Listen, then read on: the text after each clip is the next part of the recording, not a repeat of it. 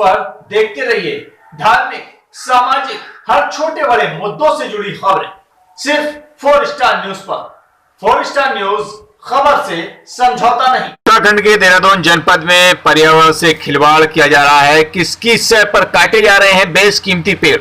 शासन प्रशासन की चुप्पी पर संदेह। सिलकुट बना पर्यावरण का दुश्मन। हजारों पेड़ सुखाए और केमिकल डालकर अवैध पतन कराया जा रहा है। सैकड़ों बीघा भूमि में इंडस्ट्री लगाकर हरियाली मिटाने की साजिश। सरकारी ग्राम समाज की भूमि कब्जाने की तैयारी।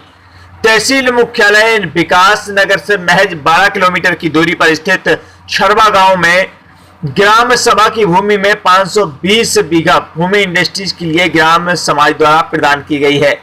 पहले से मौजूद इंडस्ट्री छरवा में चल नहीं रही है और उन्हें छोड़कर जाना पड़ रहा है। ऐसे में तहसील प्रशासन विकास नगर द्वारा सिलकुट को सैकड़ों बीघा भूमि का आवंटन सिलकुट और तहसील प्रशासन की मिलीभगत को दर्शाता है। इस भूमि पर खड़े हुए हजारों प्रतिबंधित प्रजाति के वृक्षों, जिसमें खैर तथा शीशम के हजारों पेड़ों को अवैध तरीके से काटकर गुम कर दिया गया। साथ ही 520 बीघा भूमि की आड़ में शीतला नदी को कब्जाने का भी रास्ता खोल दिया है। जिस प्रकार से सैला कोई सारना नदी में 1300 मीटर लंबी दीवार नदी में लगाकर सिलकुट द्वारा कई हेक्टेयर भूमि पर कब्जा किया गया है, उसी प्रकार छरवा में भी नदी के किनारे जमीन नाप कर दे दी गई है, जिसमें नदी श्रेणी को वही भूमि की सिलकुट को दे दी गई है, जिस पर कब्जा किए जाने की पूर्ण रूप से तैयारी हो जाएगी, जो धारा 132A नदी श्रेणी में है। ऐसे में शासन और प्रशासन जनप्रतिनिधियों के द्वारा बिना जांच के ये भूमि सिलकुट को दिया जाना शासन प्रशासन और सिलकुट के बीच सौदेबाजी को साफ दर्शाता है। अब इस भूमि पर खड़े हुए बेशकीमती खैर तथा शीशम के पेड़ों पर सिलकुट और वन तस्करों की मिलीभगत से सुखाकर काटा जा रहा है, जिसमें जनप्रतिनिधि अपना पल्ला झाड़ रहे हैं। वन विभाग भी इसमें कोई कार्रवाई नहीं कर रहा। पुलिस में दी गई रिपोर्टों पर कोई भी विशेष प्रभाव कार्रवाई अभी तक अमल में नहीं लाई गई, जिससे वन तस्करों और सिलकुट के हौसले बुलंद हैं। लगातार पेड़ काटे जा रहे हैं। लगभग हजारों पेड़ सुखाकर काट दिए गए हैं और शेष बचे पेड़ों को सुखाने और काटने की तैयारी शुरू हो चुकी है। ऐसे में यदि शासन और प्रशासन चुप रहते हैं तो किस पर विश्वास करें और पर्यावरण के दुश्मनों को कौन पकड़े।